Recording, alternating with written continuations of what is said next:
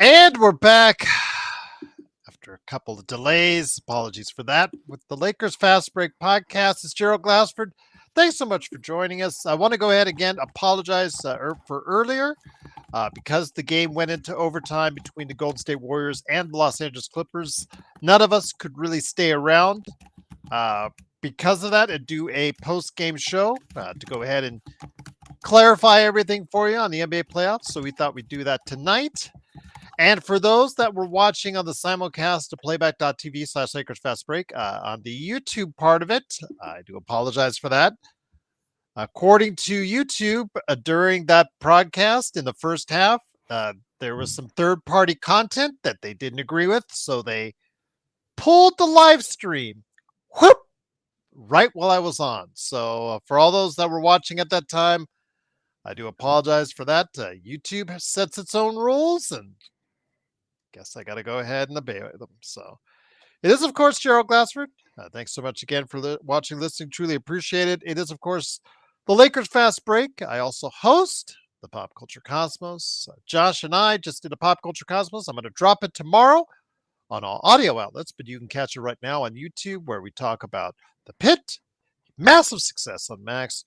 We preview The Last of Us on the Max and channel as well. We also talk about so many different things in the world of streaming, Coachella, and more. Go ahead and check it out today. Pop Culture Cosmos, wherever you get your podcasts. Indeed. Sean Grice is here.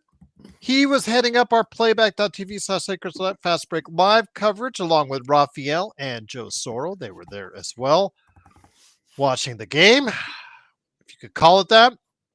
Go ahead and check us out during the playoffs at, of course, playback.tv/Lakers Fast Break. And I heard a rumor that some of the guys on either our playback channel or the Joe Sorrell Experiment channel will be playing some key playoff games this week as well. So might have to check it out indeed. Also, as well, Joe Sorrell, I hopefully will be on. He said he was going to come on. So go ahead and check him out on his Joe Sorrell Experiment. I believe the rumor is that while I will eat these olives on this broadcast, he, to pay his homage to the Lakers' 50-win season, like I am, will be eating his olives on his Joe Sorrell Experiment channel tonight after our show here. It's what it's hopefully will play itself out, but we'll wait and see. Again, also as well, John Costa, he is not going to be able to make it. He got diverted this evening, but go ahead and check out Clutch Talk and Lakers channel. He did have his mini recap. It wasn't much of a recap because it wasn't much of a game. All respect to John, but go ahead and check out all the other tremendous things he has on there and some good stuff he has in the fire that he's willing to go ahead and put out there for you. In fact, he taped some things on his time during the Sacramento game he visited. So I can't wait for that. Go ahead and check that out. Clutch Talk on Lakers Corner, indeed. Big shout out to Zach on his Zachary Robledo channel. And then, of course, our good friends who I hope to get together this week with, Alfred Esmond, Legend 350. You know, he's not a happy camper being a Golden State Warriors fan right now. And then also as well, of course, our good friend Stone Hansen covering the draft. All these great people, all these great places. I'm going to try and get with each of them this week to hear their thoughts on some earlier shows. So go ahead and check it out today on this Lakers Fast Break channel and follow them on social media. Also, our good friends, Empire Jeff TV, covering the Lakers and the Dodgers. Daniel Barry Sports Highlights. Yo! All these great places, all these great people, all these great things. Go ahead and like and subscribe to. But make sure you like and subscribe to us. And don't forget that membership thing. I'm not being like Nintendo and jacking up the prices there. No. Stay in $2.99 a month to be a member of the Lakers Fast Break indeed. So yes, I do not envy myself at all. But I did say I would eat them with Joe. We're going to throw a little bit of curveball. Joe will eat it on his channel. I will eat it on my channel indeed. But the Lakers today did finish the season with 50 wins. It stayed at 50 wins because they decided to go ahead and as expected, they decided to go ahead and take the day off. The starters did indeed, and rightly so. They had nothing to play for. They had third place sewn up. So why? Why go ahead and get something? Do you have something unnecessarily done? Didn't need them there. Okay. So no starters there. We got a lot of Bronny. We got a lot of Dalton. We got a lot of Jordan Goodwin. We got a lot of Shake Milton today. Instead, as the Lakers unfortunately got drubbed in the second quarter and never the Portland Trailblazers with their newly re-signed and extended coach Chauncey Billups never looked back, and so they finish off their season with 36-46 as they handily the Lakers scrubs 109-81. And here today to go ahead, more importantly, talk about the Lakers matchup, which has been now finalized as the sixth place Minnesota Timberwolves. And we'll talk about the NBA playoffs as well. Two great guys indeed. Again, while I will be eating these guys will be talking to you here. First up, first man here. Good man indeed. It is, of course, the madman from Toronto, the guy who digged out of Toronto traffic to watch that ho hum of a game earlier today, and also here ready to talk about the NBA playoffs. Good man indeed. It is the Magic Man, Sean Grice. And Sean, great to have you here. And that is the sound of me opening these terrible olives. I'm going to go ahead and unwrap the plastic fork I have in here because I don't want to actually ruin one of my forks with this crap. So what did we agree on? How many olives? Now there was some talk on Lakers Bowl that there might be. You have to eat the whole jar. I can't eat the whole jar. There's like 50 of them in there. I know there's a lot. I'm just going to eat it. I'm going to be thrown up all over the place. There'll be a wuss. Yeah. Can't eat all 50. That's ridiculous. I'm eat a few. Eat right now. I'll eat a few. Here you go. Ugh. You're such a pansy. Salty. You ever ate piles of shit, Sean? You gonna call yourself a man for eating shit? It's not shit. It's olives. It's olives. You might as well be eating shit. Look at his face. You think that's an act? That's pain. It is Sean Grice. That's not pain. Gerald's hamming it up. Hell no. Yeah, you are. You're hamming it up. With that said, even though I love how the fact that the Los Angeles Lakers inspector is actually a Inspector Gadget saying that the Minnesota Timberwolves are going to have their way with the Lakers. But again, that's his thoughts. Again, not very good thoughts. So what's going to happen? What are the repercussions if the Lakers beat them in 5? Are you going to come back and say, well, the Lakers are going to lose to Denver if they win, or the Clippers? Now what? You're just going to keep saying that? At some point, you're going to be right. Right? I remember I remember during the three-peat, every round, oh, the Lakers are going to lose this one. 3 years later. And then finally, they lose to San Antonio. They're like, see, I told you they were going to lose. He's the type of guy that takes the field and just keeps trying. Yeah, I'm going to take this team. I'm going to take this team. Eventually, I'll be right when it comes to whatever bet I make. So, yeah, absolutely. But, Sean, great to have you here. Again, I don't know if you want to elaborate on too much on today's game. Dalton Connect did have a Dalton Connect it's garbage time game. So 27 points. Shake Milton, double digits. Really not too much to say after that.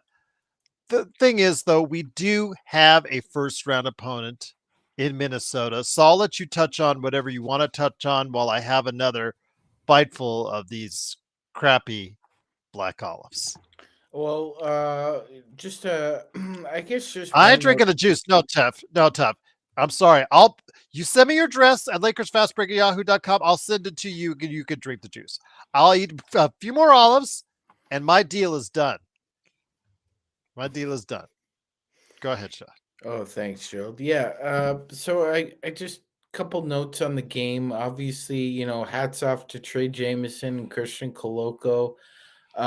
Played as hard as you could as a Laker, but also good things come to an end, as I say. So Trey and Christian are no longer a part of the Lakers roster going forward. Thank you for your contributions, especially for that performance where Trey just had enough and he knocked someone who deserved to get knocked on their ass, and so kudos to them. As far as the game, it was a big pile of you know what, and there's not really a lot to comment on. I'm sure Shake Milton got all kinds of permission to shoot however many shots he did, and he got a Shake Milton performance. So I hope he enjoyed it because, barring injury, you're not playing very much in the playoffs at all. But you're the other guy who plays the guard position is. I mean, Goodwin. I as we segue into the Wolves series, Gerald, I expect Goodwin to get a little bit more run time against the Wolves than he would have against the Warriors, Gerald. This series presents. Okay, Joe, go ahead because you're shaking your head, and I No, no, don't know what's going on. I'm talking to Black the Olives deal. I'm talking Yeah. to the Yeah. crowd. You do your thing. Oh, okay. Yeah. So this series itself presents one challenge and one challenge alone, Gerald, and that's to contain Anthony Edwards. Chris Finch was trying to run more of a less of a 4-1 offense at the start of the season and more of a motion offense. However, that really doesn't play to Anthony Edwards' strengths. What Ant's strengths are is rolling downhill with the head of steam or being a sharpshooter with successive open looks that get him going. Either or tends to open up the floodgates for Minnesota because they have a unique their bench has a very unique blend of size, skill, scoring, with a little bit of bite with DiVincenzo coming off the bench and Nikhil Alexander-Walker. I do expect it to be a highly contested series, Gerald. I mean, they did play 4 times this year, split. Only one of those games, I believe, is decided by more than 15 points, and Minnesota ran us out of the gym one evening. That being said, I think it's pretty close to call, but I'd still say the Lakers are 5 right now.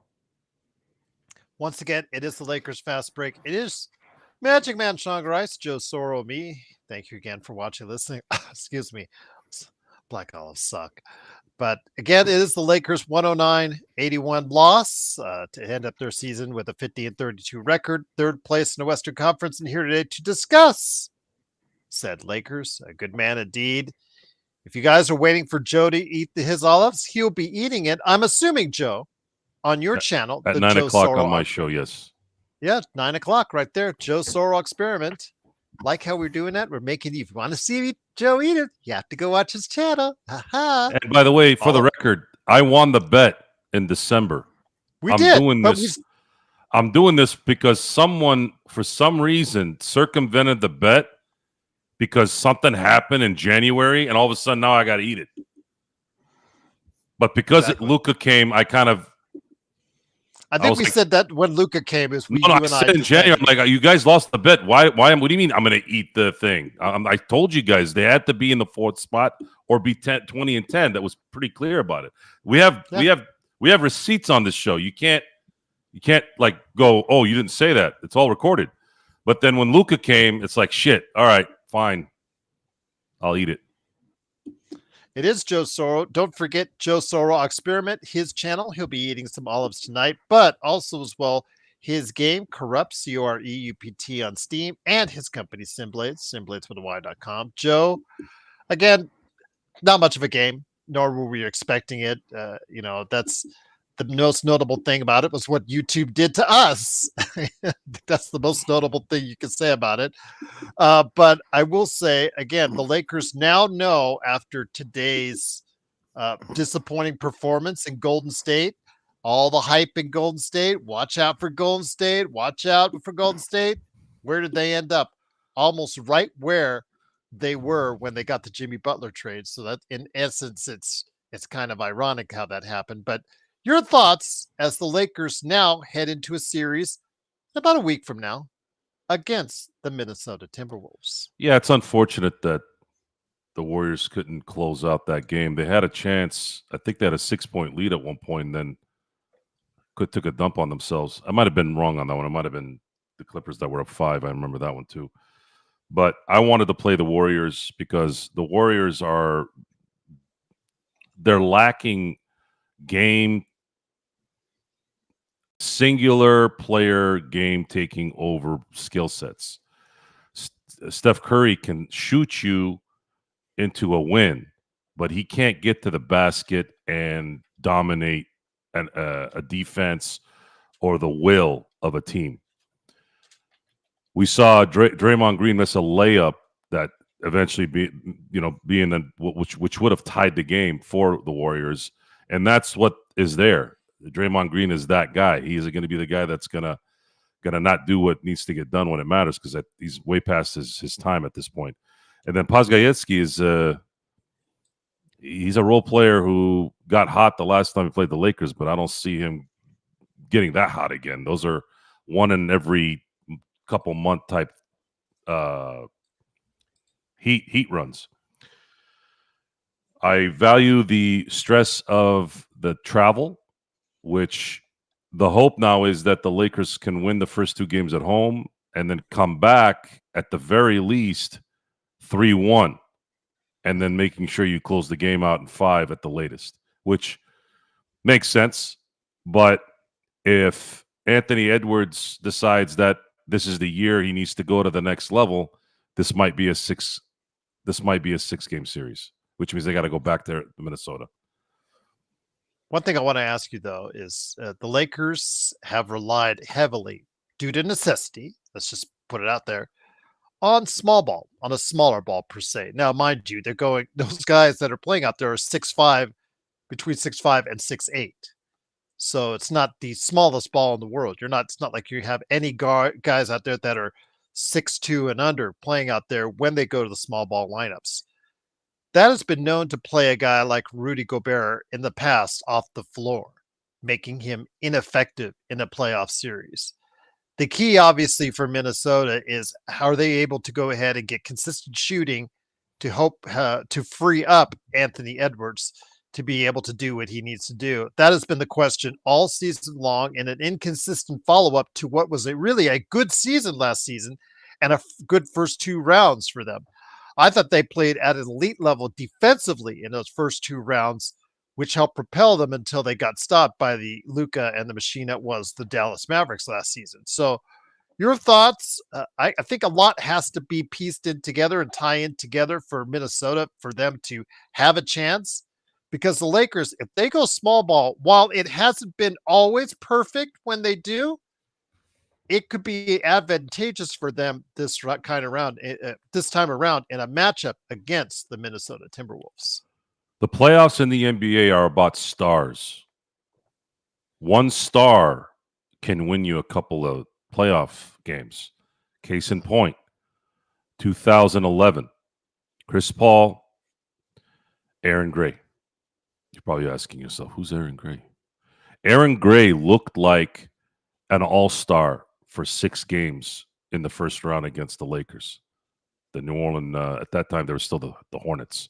The reason why Aaron Gray looked like an all-star was because Chris Paul was playing out of his mind. He was as efficient and as deadly as I've ever seen him play basketball in that series. And he took the then current champs to 6 with Aaron Gray. And I'm not exaggerating when I say this. After that series, I don't even remember Aaron Gray playing in the NBA again. He did, but I don't remember. But Aaron Gray, it was like a layup line for 6 games practically. So one guy, one star, one guy that has the ability to take over a game in a series has that ability to make you work as a team. I'm not going by what happened in the regular season. It means nothing. It means nothing right now. There's a chance that can happen because Anthony Edwards is capable of doing that. This is probably right around that time where he probably should start playing like the prognosticators have been yelling at the last couple of years. And by some of the luck that the Lakers have had with some of these things, what fitting timing would be for him to be that guy. If that happens, this could go 6 comfortably for Minnesota. Maybe even 7 if the Lakers really hit a dud here and there. That's why I didn't want to play Minnesota. Golden State served 3 purposes. Number one, I do like the idea of LeBron beating Steph in a series again. I like the fact that they didn't have to travel far. And I know for a fact, because of age and because of the talent on that team, there isn't a singular player, not even Steph Curry, that can dominate any of these games. He can score 30. He can hit 6 or 7 threes. But that's what the NBA is now. It's not like hitting 6 or 7 threes 10 years ago. A guy hitting 6 or 7 threes means nothing. I've seen 40 games this year, or at least looked at the scoreboard on 40 games where certain guys hit 6 or 7 threes and the team got blown out. They're not as impactful. So I was hoping that the Warriors would win so that the Lakers could get a much easier run against Golden State, because I think Golden State's about done. Don't be surprised if they lose this next game, by the way. I don't think they will, but don't be surprised if they do. Then they're going to have to get the 8th seed at that point, which is going to be dangerous. So for them, because they're going to be out in the first round. The Lakers, I've been pumping up or I've been degrading the 2 teams that the Lakers could have played here. However, there is something different this year. And in the same way that Anthony Edwards can be that guy, we got Luka Doncic. And Luka puts up the volume in the playoffs. So now how this all can kind of even out is if guys like Naz Reid aren't as effective, guys like DiVincenzo, if they're somewhat neutralized, and it's all Anthony Edwards. See, that's the point here, G.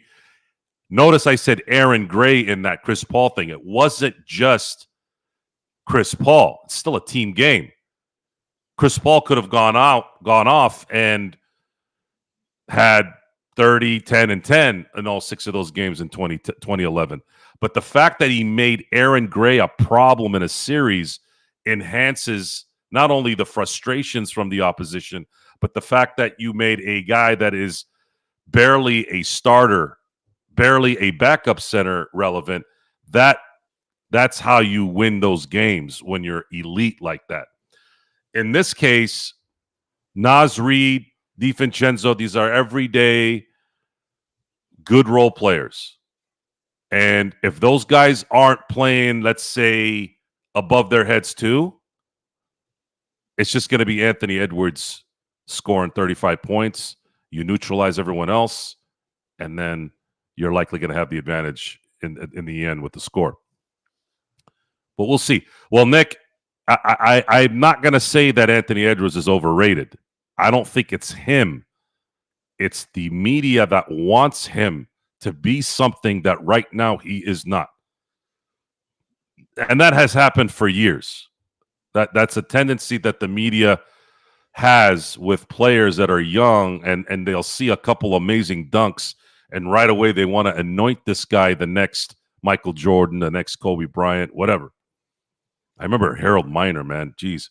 He had that win in the slam dunk contest, and everybody was saying, this is the next Michael Jordan. I'm like, where do you guys get this stuff from? Even at that time when I was a kid, and I didn't even have the wits I have now. I'm like, why are you guys calling this guy the next Michael Jordan? He just won a dunk contest. D. Brown won a dunk contest. Like, what exactly? You didn't say that guy was going to be the next Larry Bird. Like, what is going on here? And of course, we saw the end of that fairly quickly. So yeah, this isn't anything new. As soon as you see a guy that can dunk over somebody and dunk in their face, and he's a highlight reel here and there, and then has some skills, all of a sudden now he's the next something. No. If Anthony Edwards wants to go to that next level, beat LeBron and Luka in the first round. That's the ticket to get in there. But then again, you still have 3 more series to win, right? Yeah. But if you're competitive, I think it'll be all right. But I just don't see at this moment, unless he becomes super fly, super psycho, 40-point a game Edwards, I don't see them beating the Lakers. Not with Luka there. He's Not going with to Luka have there. to because again, they're going to small ball Minnesota and take Rudy Gobert out the picture pretty easily, in my opinion. Like he gets played off the floor every single playoffs. The thing is, again, and JY, it's so funny because he put in the comments that he was wondering if he beats LeBron, if the Minnesota Timberwolves win this series, how will it add to Edwards' legacy? And I'm like, he doesn't even have a legacy yet. You've got to win titles for a legacy to build up a legacy. You have to have at least a budding career, get to that next step. He's gotten to the conference finals. That's the best he's done. There's no legacy there. They had a good run. They had a first 2 rounds, which I said that they played defense at a stellar level, and they're going to have to do it again because the Lakers are going to throw up a lot of shots, Joe. And the one thing that Minnesota did right last year that they have not done right to the same level at all, or consistency, despite what people say, oh yeah, they have the third rated defense, they have not put the fear of God into anybody like they did last year during those first 2 rounds, where, again, as I said on this very show this time last year, Minnesota was one of my big picks to go a long way in the playoffs, simply from what I saw, how well they did in that first round defensively. They neutralized the perimeter game of Phoenix. They need to bring that again. And I'm seriously doubt, after all the inconsistency I've seen from them this year, Joe, I don't think that they'll be able to do it this time around because, again, that's exactly what they need with the Lakers playing small ball and having that perimeter game that they're going to rely on so much. Yeah, if you're thinking that they're gonna go after Reeves and Luka, well, you can only have one guy on that team that can really attack one of those guys, and it's not likely that Luka or Reeves is going to be covering Edwards. You're probably going to get DFS, or maybe even to some degree, maybe even Gabe in spots. You're not going to be able. You're not going to put Luka on him. And DiVincenzo is not a go to the basket type of guy, and neither is Naz Reid. And Julius Randle is a ISO heavy, non-shooting, non-basket at the rim player. Probably some of the worst skill sets to have when it comes playoff time. And he gets frustrated on top of that when things aren't going his way.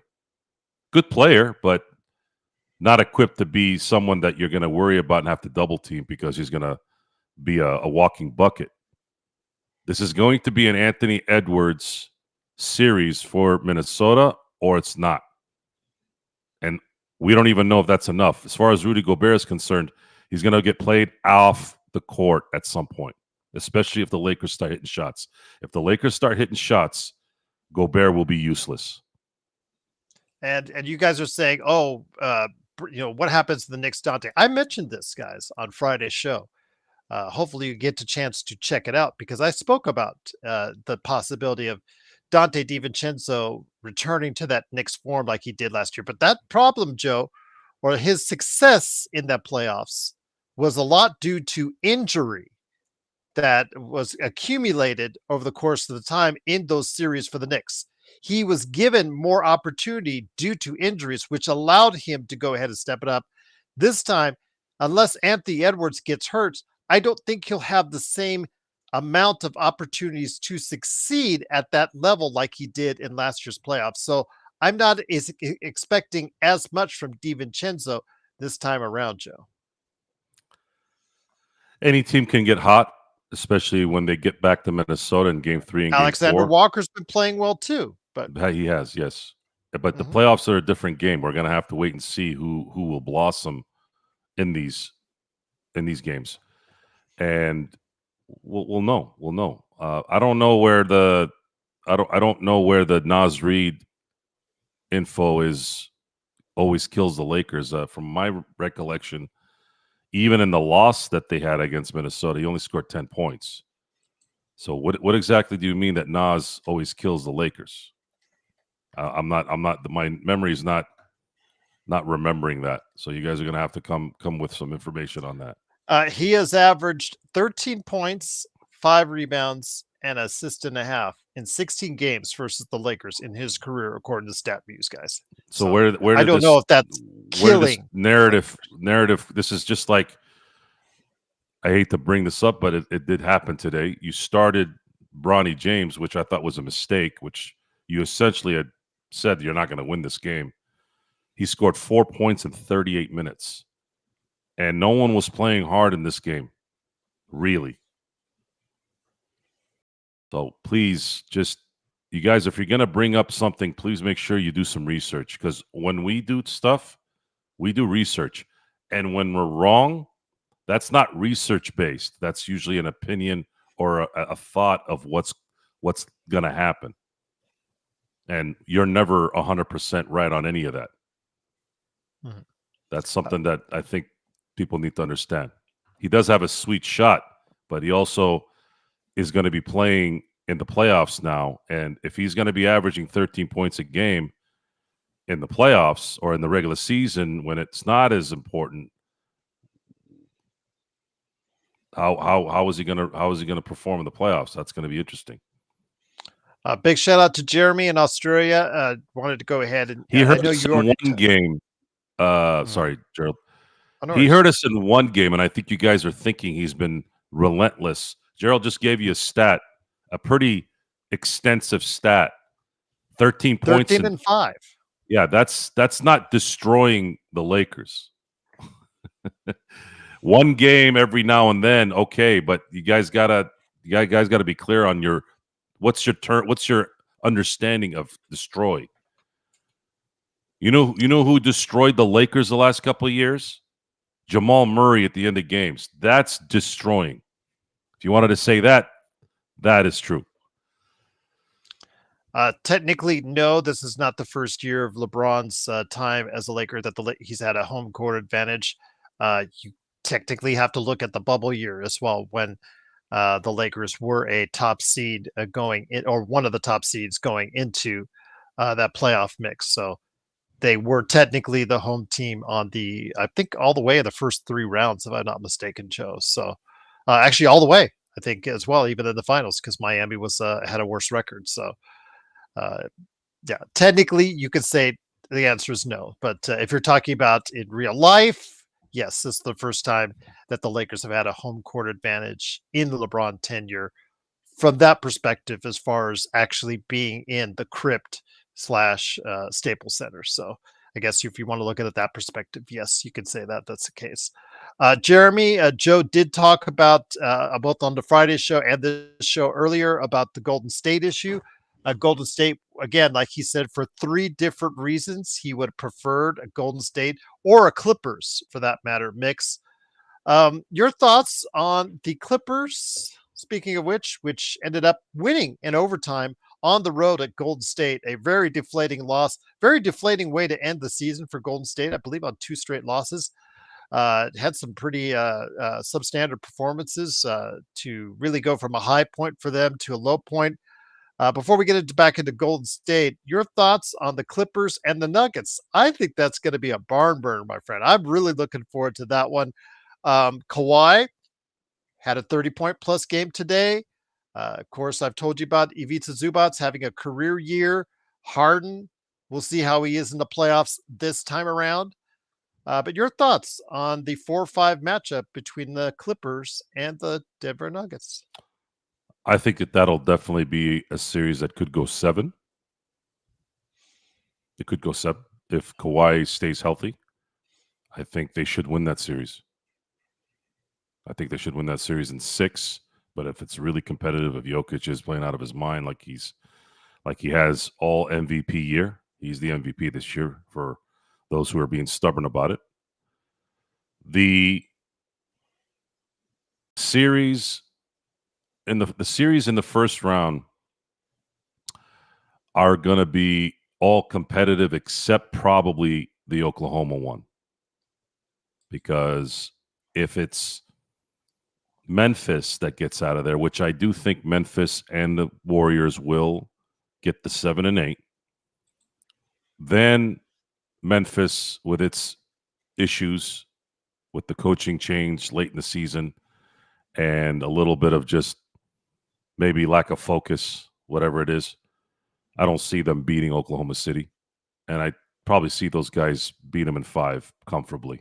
So that's how that'll likely work out. Where things get interesting, and I do believe that the Lakers will beat Minnesota at worst in 6. So now you have Oklahoma City in the second round, and you have the Lakers in the second round. The intriguing parts are coming up. One is going to be the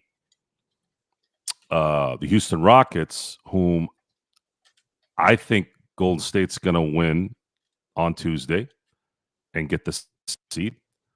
Houston Rockets versus the Golden State Warriors. That's an interesting series just because Houston is a young team. Young teams usually are not known to play smart basketball, good basketball in the playoffs, or just in general in the NBA. However, I'm going to be watching that one. I don't think they're going to lose to Golden State, but I wouldn't be surprised if they do.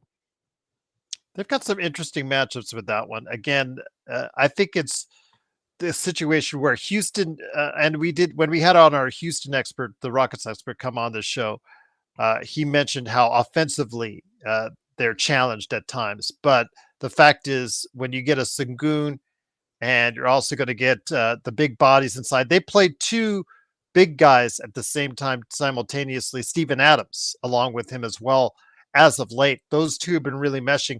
They could really kill the Golden State Warriors on the boards. But again, how effective is Houston going to be on the perimeter? Will they shoot with consistency? And then Van Vliet, after Van Vliet, they kind of have an issue with playmakers. Shepherd, they really didn't try to give him any time out there on the floor this season. So I don't think they're going to rely on him at all in the playoffs. I think having a backup point guard or somebody else that can facilitate and distribute the ball is going to be a little bit of an issue for them. Amen Thompson, this is his first time going into a playoffs. How well he will react. He is the X factor, I think, for Houston in any round, Joe. He can dominate on the defensive end and play make. Can't shoot his way. He's still not a decent shooter as of yet, but him as a playmaker and as a defender can change the scope of that series or any series that he plays in or not. It can go both ways right now because, again, he is a very young player heading into a very big moment. Here's the advantage Houston has, and they got an even bigger blueprint today in how the Clippers guarded the Warriors. If you watched that last quarter and it was really throughout the whole game, but especially the last quarter and the overtime, and especially in overtime, they stuck to those guys like glue. And they were all one-on-one. They went through screens. They went under screens, over screens. Didn't matter. They have the athleticism. Clippers are a very good defensive team. They stuck to those guys as much as they could. They pressed Steph at the end, so Steph could not get anything off. Brilliant, right? Houston has the athletes to do that. They can do that to Golden State, and they should win in 6, maybe 5, if Golden State isn't hitting shots. They should, because the recipe would be, you guys are young, we're going to D up for 48 minutes. We're going to make these guys we're going to make Steph in his 17th season, we're going to make him run and run and run till he loses energy in the end of those games. And then what we'll do is we have Sengun down low. We have Amen Thompson, who's an up-and-coming young star who can get baskets. Holiday can get some baskets. Fred VanVleet is a champion. Usually guys that are experienced with championship medal can guide things a certain way for the team and perform in a certain way in these moments. There's an advantage in youth and athleticism for Houston to beat Golden State, and they should beat Golden State. They should beat them.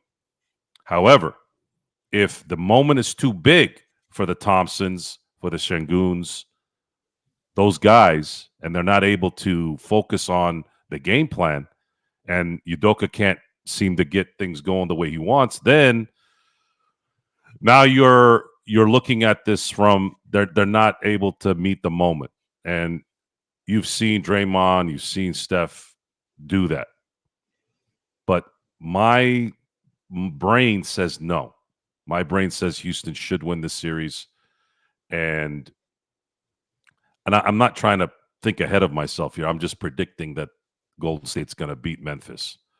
They very well might lose to Memphis and end up getting an 8 seed, and then at that point, it's a done deal. They'll get waxed by Oklahoma City for sure in 5, and then their season is over. But but I think that Golden State's going to play their asses off, knowing very, very well that they have a better chance at beating Houston to get to the second round than they do playing Oklahoma City. So I think they're going to play out of their minds. I don't think they're going to lose 2 games in a row like with this kind of magnitude on the table. I think they'll win it. Memphis will still get the 8, and then Memphis will be out after the first round, and I think Houston will beat Golden State if I had to predict. Then I'm picking the Clippers to beat Denver, and of course I'm picking the Lakers to beat Minnesota. So now you're going to have Oklahoma City playing the Clippers, and then you have the Lakers playing Houston. That's an interesting setup at that point. How that plays out, I'm going to be cheering for the Clippers, obviously, because I'd like to see a LA versus LA Western Conference Finals. And I would feel much comfortable playing Kawhi Leonard in a third round of a playoff run, because I think until I see him make it through a playoff run, I'm still going to assume that at some point we're going to find out that he's not able to do something.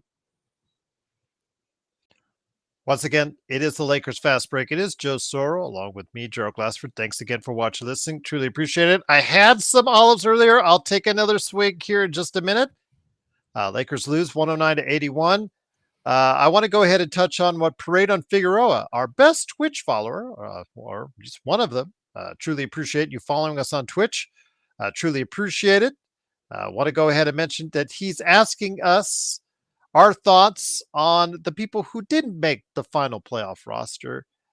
He sees that the team could be better facilitating or better use with Koloko and or, of course, Trey Jamison III. Koloko today, 8 rebounds, 5 block shots. Of course, we also saw 8 rebounds from Jamison as well. Replacing both Morris, who came in today, scored 11 points, 6 assists for him. Alex Len, definition of stiff there, my friend. 14 minutes, 4 points, fouling out at 6 personal fouls. Your thoughts? Are you surprised that the Lakers did not let either of those two or both those two go in favor of a Jamison and or Koloko? No, Koloko is horrible, and Jamison is just doesn't have any fundamental skills in the least.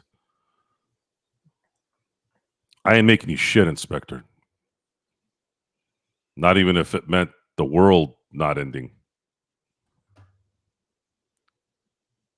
There you go.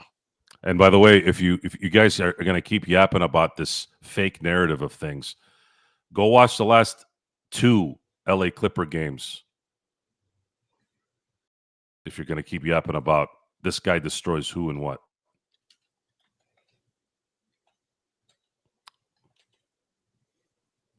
Repeat what? The question I asked Joe was that are you surprised? Because again, it was from our good friend Parade on Figueroa on Twitch. Are you surprised Koloko and or Jamison didn't make the final playoff roster? Not, and Joe said no. Koloko looks like a newborn giraffe running and trying to shoot.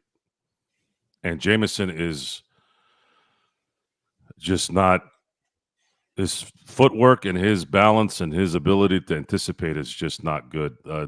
Alex Len is only available because of an agent's relationship. God bless you.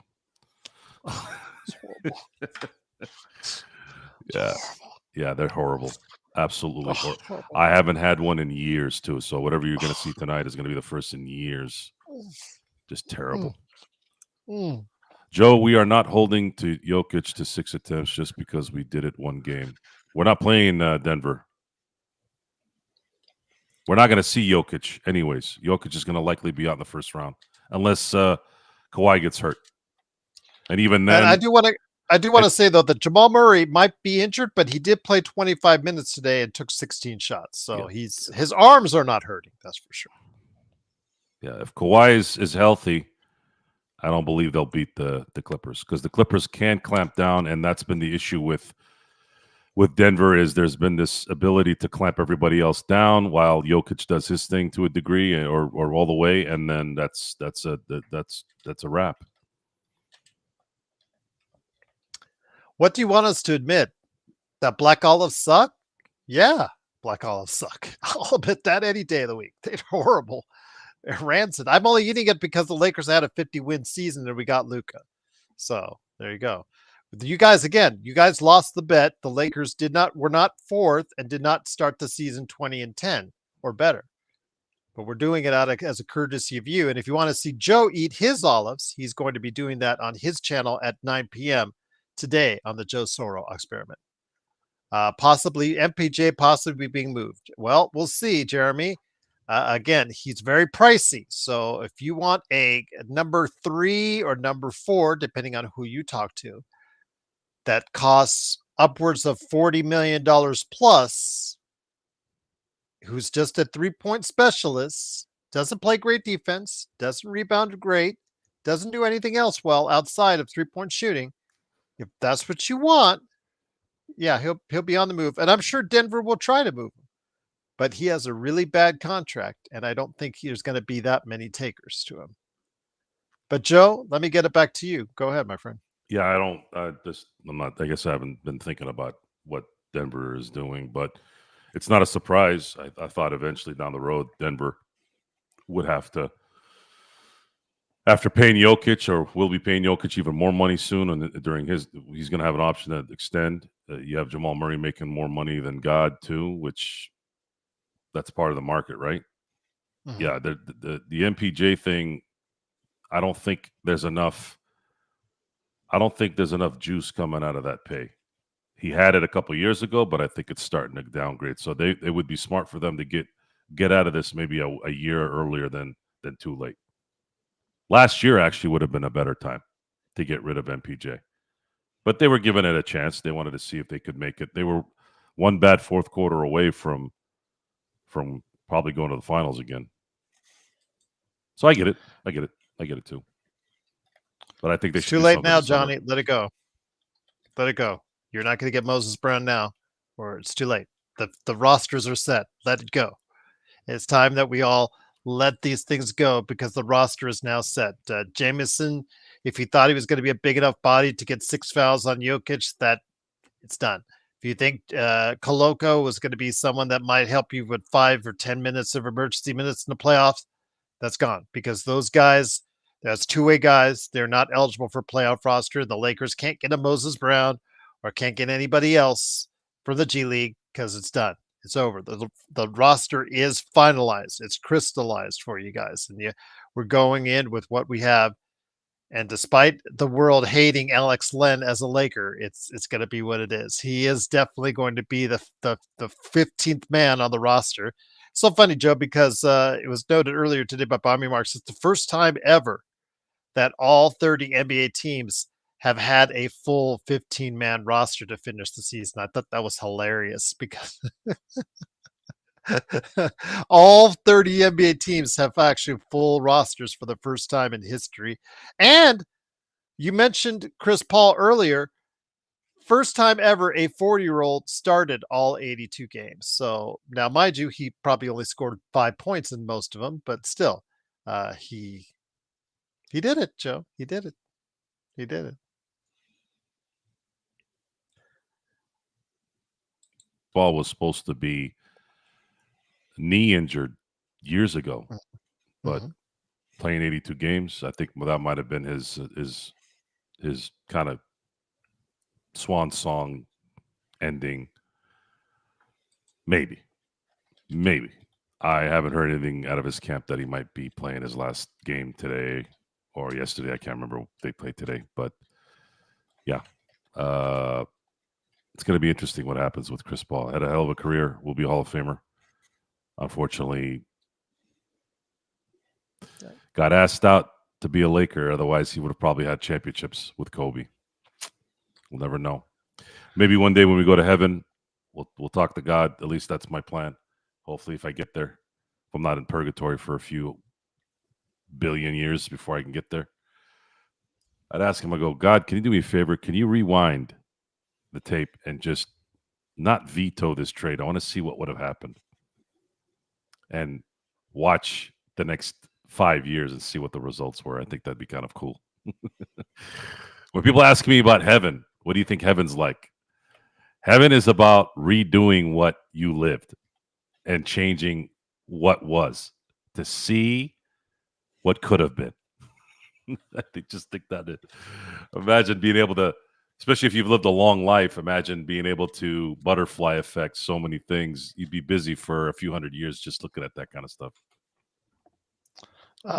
Yeah, it's funny because Johnny says I'm a Kings fan and Alex Len played 2 good years, but now he declined. I'd say falling off a cliff is more what is what it's been like, because he has absolutely been horrible. It's one of the worst Lakers that I've ever seen on a team. He has just absolutely been just terrible. He just does not look like an NBA player. We'd always talk about, does Bronny look like an NBA player? Is Bronny an NBA player? And today he was terrible. Bronny was. But Alex Len, so many years after being a lottery pick, Joe, he was a top 10 pick in the NBA draft. And it just does not look like he is anywhere near that player at all this stage of his career, which is just mind-boggling to me to see how far he has fallen. And we'll see. Again, I don't think we will see much of him at all in the playoffs. If we do, that probably hopefully means that the Lakers will be leading by 40, and you can put him in there. So you won't have to worry about messing things up. But the Lakers' lack of size is something that presumably at some time will catch up with the Lakers, Joe. But how do they work around that? How do they work around the fact that after Jackson Hayes, who is not a starter in the league under normal circumstances, in my opinion, how do they work around that themselves with a whole bunch of small ball? Because again, they do not have much quality in the size department after him. Well, we saw what they did with Oklahoma City, who is considerably big. You had Hartenstein and you had Chet Holmgren, and the Lakers seem to have pretty good control in both games. Could have been 2 wins playing against these trees. Just saying. And then fast forward to the Dallas game, you had Lively and Gafford had a pretty good game, but today's NBA doesn't really let you have bigs series after series after series in a game. Those guys have to be shooters if you want them to stay. They have to be guys that can shoot. Gafford isn't a shooter. Lively isn't a shooter. Chet Holmgren will hit a 3 every now and then, but he's not a shooter. Hartenstein isn't a shooter. What center out there can shoot and defend? I don't know any. Because you can't just defend a spot. The NBA doesn't allow you to do that anymore. You have to defend the big that you're guarding far away from the basket. And then for you to make sure that the lane isn't cleared, you have to have enough athleticism to close out on top of that. Those guys don't exist, not right now. Why is Wembanyama so important to the future of this game, besides the fact that he's a very good basketball player? He's a 7'6", arguably 7'5" guy with arms like an octopus who can shoot and can guard a huge amount of area because of those limbs. That's the only way you're going to be able to have a quote-unquote big and still play in today's game. If you have someone like Zubac, yeah, guys like Zubac will win you games during the regular season. He can drop 30 and 10, sure. But Remember, I told you guys, not all 2 points or 3 points, especially 2 points, are equal. Him getting 2 points while Lucas hitting a couple threes on the other end in consecutive series. What is the points now? Now it's 6-2 in 3 series. Damian Lillard talked about this on a podcast. He tried. They tried in Portland.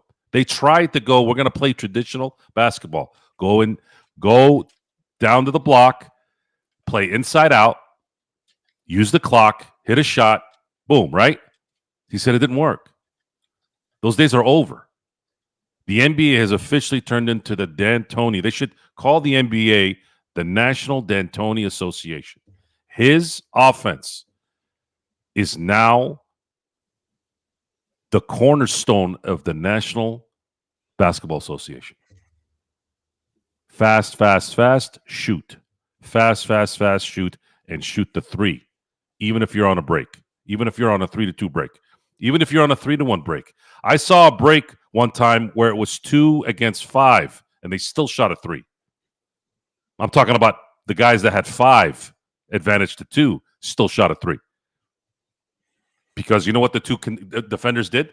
They guarded both sides of the paint.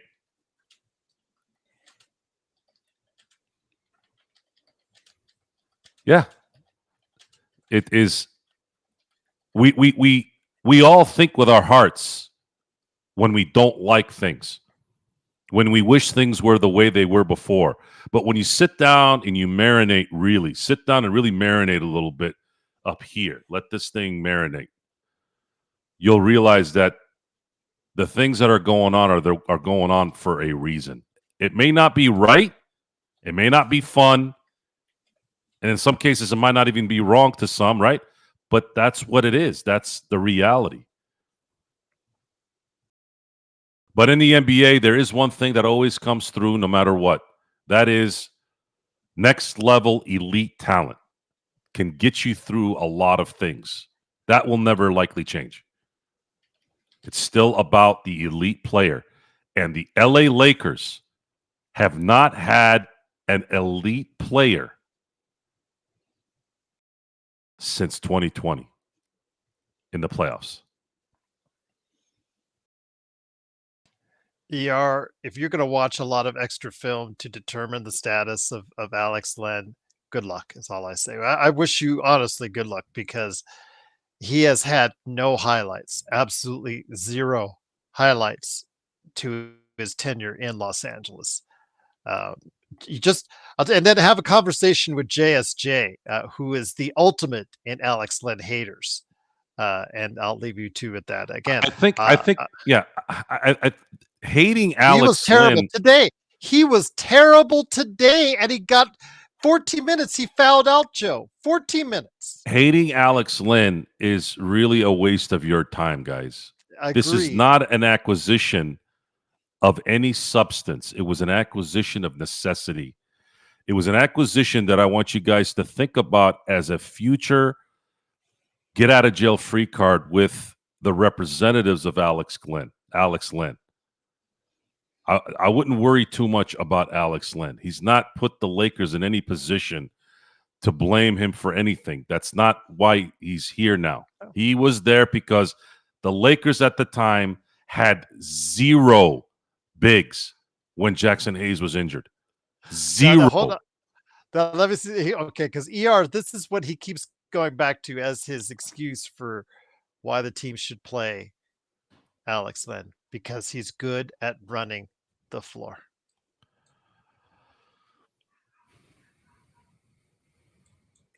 What's up, Freedom Angel? Joe's formulating an answer. Why are we talking about Alex Len? I don't know, because brought it up. I'm trying to tell you all what's going on here. It says there are more pressing discussions here than Alex Len. Alex Len is a warm body who's got the genetic lottery of being 7 feet tall. If Alex Len was 6'1", he'd be closer to a hockey rink than a basketball court. And I don't know any hockey rinks around me, just to put it in perspective. That's part of the NBA. Rob Sacre had a career in the NBA, a short one, because he was 7 feet tall and he played at Gonzaga. If he played at North Dakota State, not likely probably have an NBA career. You saw Junior play today. And today, folks, even though Portland wasn't playing hard with all their guys in tune, they were playing. And they whooped the Lakers pretty bad. And if you watch, other than one drive to the basket on a dunk, which was actually pretty nice, you saw how inadequate Bronny James is. And this is not because he's a rookie. He looks like a little kid out there. Little kids don't work here anymore. If Muggsy Bogues was in today's game, there would be no story of Muggsy Bogues. If Spud Webb was playing in today's game, there would be no Spud Webb in this game. Same with Isaiah Thomas. He had just had the tip at the end of what the era is right now. He was just at the tip of that ending. Have you noticed that, Gerald? How many 5'7", 5'8" guys are really playing in the NBA these days? I don't think we're going to see that again.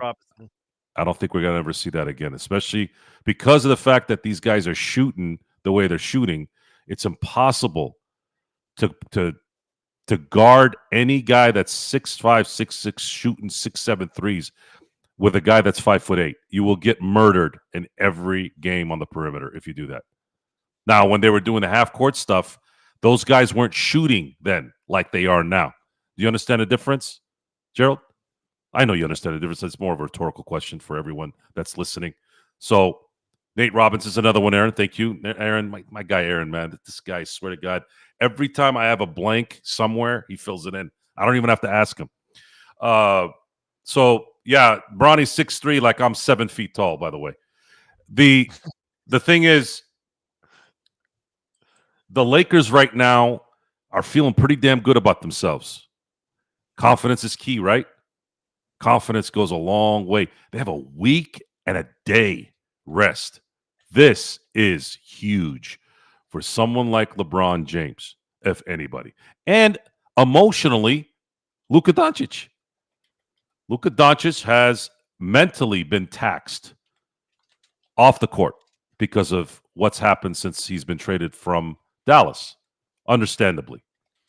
However, he's still getting paid a lot of money to perform.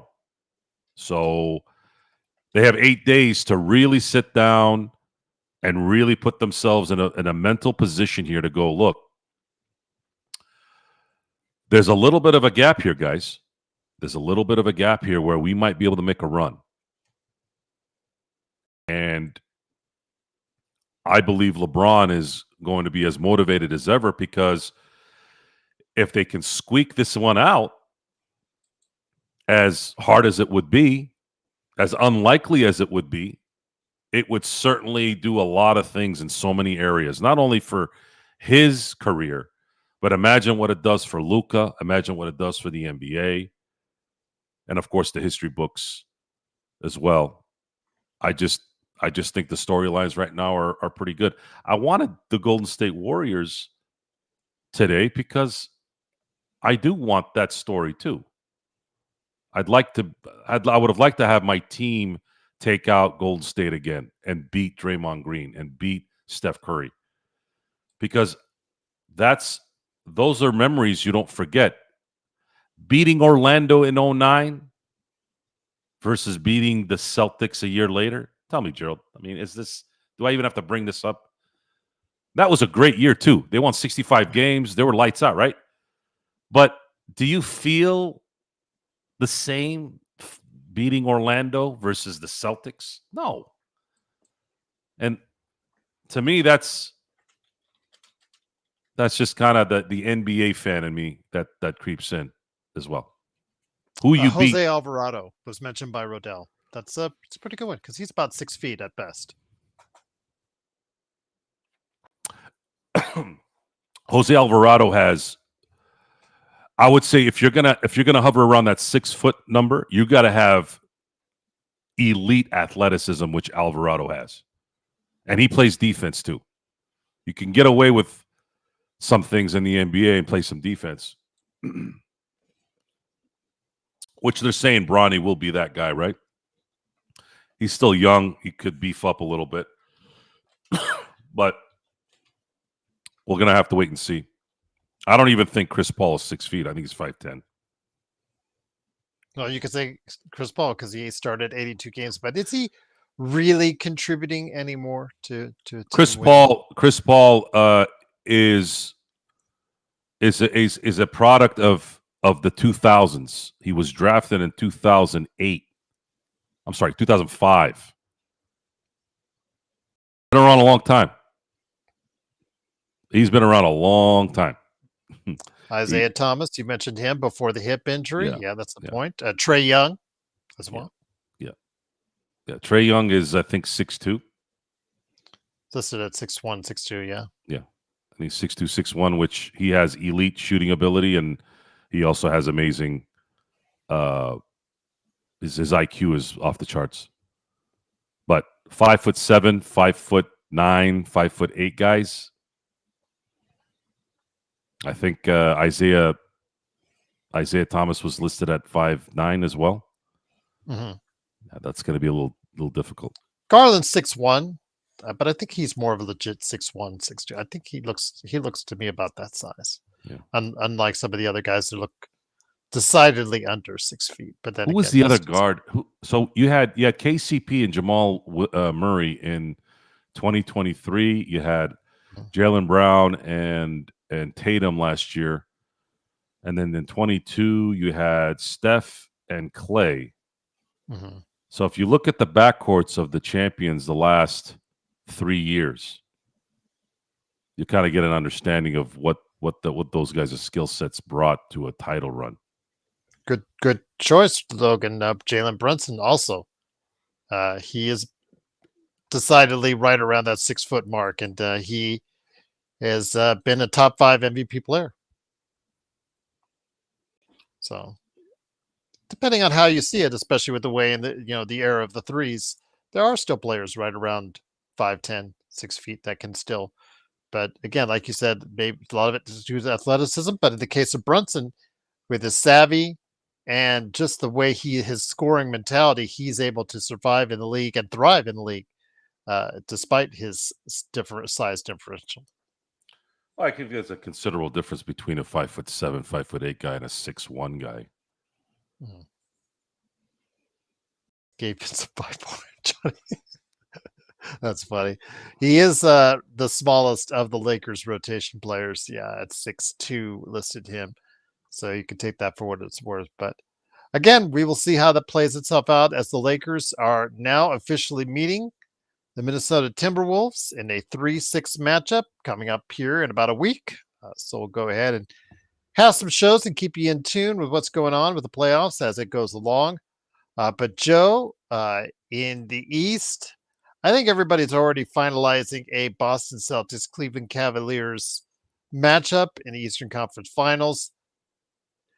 If you were to place any odds on the rest of the field to getting to the conference finals, not asking NBA finals, to any of those other teams, the Knicks, the Pacers, Bucks, Pistons, etc., what do you put the odds at as far as any of those teams derailing a Cavaliers or a Celtics?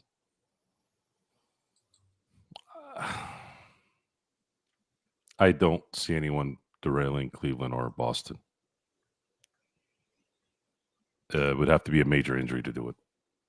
But even then, what are the chances of more than one player? If, let's say, Tatum misses out on a series against New York, do you see Boston still squeaking out that series against New York without Tatum? I could see it. So unless there's an injury, I don't think anybody's going to beat the Boston Celtics or the Cleveland Cavaliers. And common sense tells me that Boston's going to beat Cleveland because Cleveland is a young team as well. Donovan Mitchell is a seasoned playoff participant in Utah and Cleveland, but everyone else really isn't. somebody would have to come out the gate. Garland would have to play like Sam Cassell did in 1994, something like that, where he's just possessed and he's playing every game like he's been playing it, like he's been playing in the playoffs for years. Something like that. They'd have to make Tatum and Jaylen Brown work. Now, there is news that Jaylen Brown has an issue with his knee, with his Yes. PCL. I don't know what fluid removed from it, I think. correct. I don't know what that means, but we've seen what's gone on with knee issues in the past with the Celtics. KG lost a title run in 2009 because of a knee. Kawhi Leonard has lost his ability to participate the last 3 years because of a knee. Whenever I hear something about a knee needing a shot this late in the season, it's a recipe for concern. And the Celtics have been going deep in the playoffs for 6 straight seasons. We're talking every year they're at least in the Eastern Conference Finals. This thing will eventually start to tax these guys. And then you have, that's why and then you have Porzingis, who's notoriously unhealthy, especially during these times. That's why I'm saying there is a small opening here for the Lakers. I believe that the opening would have to be something that lays the groundwork, much like how the Celtics had the groundwork for them last year, where that was pretty fortunate that they were able to avoid every single team they played in the East's number one player on that team. That took a huge toll off of them for 3 series. So imagine if the Lakers end up going 5 with Minnesota. I'm just saying this, by the way, just as a scenario, right? Imagine if they play Minnesota, or when they play Minnesota and they win that series in 5. That means they only have to make a trip to Minnesota once. Then, should Golden State get the 7th seed, upset the Houston Rockets. Now the Lakers are playing Golden State a series in. They don't have to travel anywhere. And I believe that Lakers are a much better team than the Warriors. And let's say they win that in 5 as well. Let's say 6, just to play it safe. And then the big one. What if Kawhi stays healthy long enough to beat Denver in the first round and then upset the Oklahoma City Thunder in the second round and have an all LA Western Conference Finals? I think if Adam Silver had a chance to write a script, and then of course the Celtics in the finals, but interesting scenario here too. Even if it's Cleveland, LeBron coming back home to defeat his former team. Imagine if the Lakers faced Cleveland and are up 3-1 in game 5. I'm sorry. Imagine if they're up 3-2 and they're in Cleveland for game 6 to close it out. That's a story there too. A lot of storylines. Either with the Celtics or Cleveland, which I believe it's going to be one of those two in the finals. And then you have slight possibilities of the Lakers maybe playing in series that could be intriguing due to star power and geography. However, I think it's going to play out like this. Should the Lakers, move on, I believe they'll beat Minnesota, face Houston in the second round, and then face Oklahoma City in the Western Conference Finals. Not as juicy as a Golden State and LA run there, but the finals would definitely be the one that could be juicy, whether it's Cleveland or Boston. Let me ask you this. If it does come down to a 2-3 matchup again, which the odds always pointed to the favor of that, would be Houston.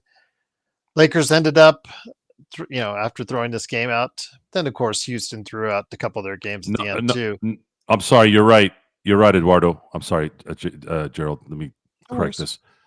The finals is no longer 2-3-2. Sorry, my brain went back to 2010. Yeah, it stopped being that a So while back. yes, so there's a chance. I originally had said win the series in 5 in Cleveland, but then my brain went to 2-3-2 for some weird reason.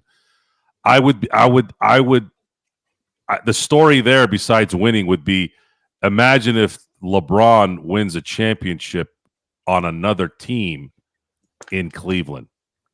I think that would be a pretty crazy story. So let's say the Lakers again meet Houston in the second round. Would you be upset at all because the Lakers do not have the home court advantage, and you and I have stressed the importance of winning games or playing your players in games that mean things for them? And at times the Lakers didn't, and also at times the Lakers just let games slip away right out from under them. Your thoughts on something about that if it does get to the point where it's Houston versus the Lakers in the second round? No, I don't think all they would need to do is win the first game in Houston and then win their home games the rest of the way. And Houston being a young team, an impressionable team for right now, I couldn't look at that setup not working. They did that twice in 2023. They beat Memphis at home in Game 1. They beat Golden State in Game 1 in San Francisco, and they ended up winning the rest of their home games. That's probably how that would play out, unless the Rockets completely falter. The hard one's going to be the Oklahoma City Thunder. That's going to be the tough one. And Anthony had mentioned, do you think that the Lakers can beat the Celtics? If not, why bother? I agree. I'd rather have the Lakers lose before they get to the finals. I would rather have them lose to the Minnesota Timberwolves than lose to the Celtics in the finals. Really? Yes. I'm not a finals, Super Bowl, World Series loser. I hate losing in those areas. I'd rather lose before. Again, I've said from the get-go on the day that we traded for Luka that with Luka and LeBron, if they're healthy, they have a viable chance against any team on the other side of the court. And that includes Boston, that includes Cleveland, includes OKC and Houston, or any other team for that matter. I'm not favoring them against some of these teams. Some of them I do favor, some of them I don't. But they do have a viable chance to go ahead and win any series that they're matched up against. And again, they're not going to be an easy out for anyone as long as Luka and LeBron are healthy and hitting their shots, Joe. So Lakers Doomer says Joe has to admit LeBron clears MJ if he wins the title this year. I don't know. I don't know about that. I don't believe when I say the greatest player, it's not just it's several things that factor in, but more important is Michael Jordan. Michael Jordan at his peak is the greatest player I've ever seen as a basketball player. LeBron has already passed MJ in accomplishments. He's got more accomplishments in the NBA, the longevity, the statistics, the important stats as well, and a lot of important stats. I don't believe anyone has been a better basketball player than Michael Jordan. And I don't believe anybody ever will be. The one that got close was Kobe. But Kobe did not have MJ's athleticism. He didn't have his hands. Well, Kobe had to work his ass off to get to where he was too. If he hadn't, he would have been Tracy McGrady. All right. But the Lakers do unfortunately lose 109-81. They do finish the season 50-32. No, Because Johnny. of the Kobe, way- no, Johnny. Kobe and Hakeem are not better than MJ. Sorry. I don't know what the hell's wrong with you people. You know what I want you guys to do? I want you guys to do me a favor. When you talk like this, I want you guys to put how old you are and be honest. I don't know anyone in their late 40s like I am, or in their early 50s like Gerald, that talk like that about Michael Jordan. You know why? Because we saw him play. And we didn't just see him play on YouTube. We saw him live play. And we saw him live play for a decade at his peak. A decade. This wasn't a 2 or 3 year run. A decade. This man owned the world in sports, not just basketball, because of how talented he was. The guy moved a planet. He moved a planet. That's how big he was. You had old ladies that lived in Kiel, Mississippi, that knew who Michael Jordan was. I'm not talking about just knew his name. They knew who he was. He transcended. LeBron is a international star without a doubt. Not a doubt. But he's an international star because of technology being where it is now and in the last 10 to 20 years. Michael Jordan was big before social media, before the internet. So imagine that. The only one that might have been more popular than Michael Jordan ever. I'm sorry, there's two. One is Jesus Christ. The other is Muhammad Ali.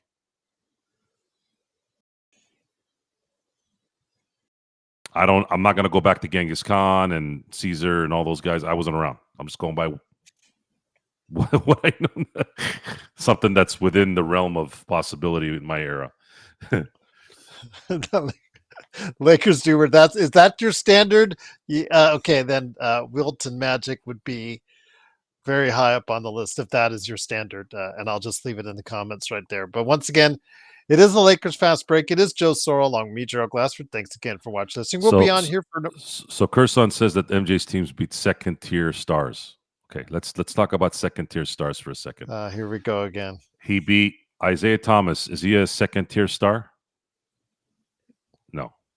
He beat Charles Barkley. He's an angry old man complaining about LeBron being shirtless before games. That's fine. That's what happens when you get older. You start worrying about stupid shit, right? Isaiah Thomas, Charles Barkley, Patrick Ewing, Gary Payton, Sean Kemp, Karl Malone, John Stockton, David Robinson, Hakeem Olajuwon. Who else? The list goes on and on. I mean, I can go on and on. I don't know where this comes from. You got to put your age there, Kerson. Put your age there. I swear to God, if you tell me you're 25, you're out of here. But you could lie.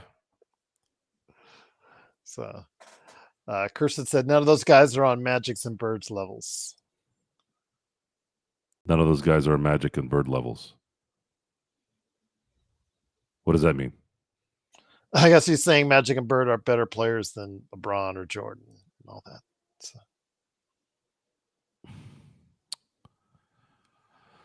Let's move on. Bullshit, you're 56. It is, of course, the Lakers Fast Break. Truly appreciate you joining us. If you want to see Joe eat his olives like I have already had my share of olives. How many did you have? Oh, I put like several on the fork. That's why I'm using a plastic fork, so I could just put the whole bunch at one time. I'll have another thing before we head on out. Just one more for you guys. But this, of course, Joe Sorrell, along with me, Gerald Glassford. Thanks again for watching this. Joe will be eating his olives tonight on the Joe Sorrell Experiment channel on YouTube tonight at 9. I'm assuming he's also going to talk about the Dodgers and, of course, what's upcoming for the Lakers. We will be having shows throughout the week talking about what's going on with the playoffs as we get closer to the Lakers and the Minnesota Timberwolves meeting in the first round of the NBA playoffs. So stay with us right here on the Lakers Fast Break. But Joe, again, today, notwithstanding a successful season, better than both you or I or pretty much anyone of our panelists that voted at the beginning of the season, talked about, I guess the best or closest that came was Michael Heinrich of Lakerholics.com. He said the Lakers would finish fourth. I don't think anybody had the Lakers pegged for 50 wins on our staff. Of course, mind you, that was with LeBron and AD at that point in time. But overall, this has been a successful season for the team that they can build upon. Let's. One of the things I wanted to ask you about, Bill Plaschke on the LA Times, in his weekend column, talked about how the greatest trade of the season was not for Luka, but was JJ Redick for Dan Hurley. Tell me about your thoughts on JJ Redick, how he coached the season. Again, it's times it's a little bit bumpy here or there, getting his rookie lumps up and down at times. He did get out coached at times, but mostly he provided the Lakers with energy, enthusiasm. He made good decisions for the most part at really opportune times. He did a very good job of considering the circumstances. When Luka came in, he found ways to implement them and utilize them properly. At the times, he did formulate a very good help defensive plan, especially in the months of February and early March. Your thoughts on the job JJ Redick did this season and your hopes that he can continue that in the playoffs? I don't think you can even compare the Luka acquisition to anything at this point. Well, that's what Plaschke was saying. I'm just paraphrasing his comment. Can you just, There's no. you have to have that. You have to have that attention grabbing column. JJ Redick is JJ. The coaching in the NBA is only as good as its star willing to validate that coach. We talked about Greg Popovich a lot on playback about his career. Mark Cuban had come up in the discussion, and I always put Mark Cuban, Steve Kerr, and Popovich in kind of the same category. Dan Gilbert, I'll throw in there every now and then, but I don't want to trounce on a guy that's not doing too well health wise. Now Popovich had a stroke; he's not doing too well, but he's doing better, right? But that aside, I'm not a fan of. It's okay if you do it and then someone else does it and you complain, right? So I'm going to use Popovich as a good example. Does Greg Popovich, does his career become what it becomes without Tim Duncan? Now, I'm not asking that question based off of the fact that Popovich had this great talent. You have to have talent to be Phil Jackson, Pat Riley, Lenny Wilkins, whoever has coached in the NBA, right? But what Tim Duncan allowed Popovich to do is balance the ego on the Spurs for almost 20 years, because Tim Duncan wasn't a diva. Tim Duncan didn't press against Popovich's coaching philosophies or his demands. So imagine this. If Greg Popovich is yelling at Tim Duncan, who won the MVP in 2002 and 2003, who's at that point was on every first-team All-NBA team first 5-6 years of his career. If you're able to yell at Tim Duncan in practice and tell him to get his head out of his ass, what do you think everybody else is going to do? Everybody's going to fall in line. Now, if Tim Duncan was an asshole and said, shit, Greg Popovich doesn't last in San Antonio. Doesn't matter if he's a great coach. That connection is important. So, fast forward to JJ Redick's rookie year. If LeBron treated him like he did, what's his name from, I forgot the guy from Europe that coached there. Totally drew a blank. That they ousted halfway through the season. Oh, in Cleveland when they were, and they were leading the league by 10 games, I think they were. Yeah. So yes. What was his name? You're talking about. Yes. Sorry, I'm drawing a blank. I'll look it up. I forget. You're right. You're right. I know who this. Go ahead. Keep going. Keep going. Hold on. I got to get this name. David Blatt. David Blatt. There. So Yes. David Blatt, you're telling if David Blatt was respected by LeBron, David Blatt probably would have been the coach until LeBron left Cleveland. Mhm. So JJ Redick is only as good as LeBron giving him the respect so that everyone falls in line. And it's going to be the same with Luka. Luka is actually going to be the guy that could keep him here for 10 years. But you never know. The voice in the NBA is little less year by year, goes down less and less per year. Even Pat Riley's voice started to lose steam towards the end of his career in LA. And you're talking about guys that were old school who like to be worked hard and disciplined and coached. So that's how I look at that. The acquisition of Luka this year, in some respects, can be the greatest trade of this century. JJ Redick being hired is never going to touch anything close to that.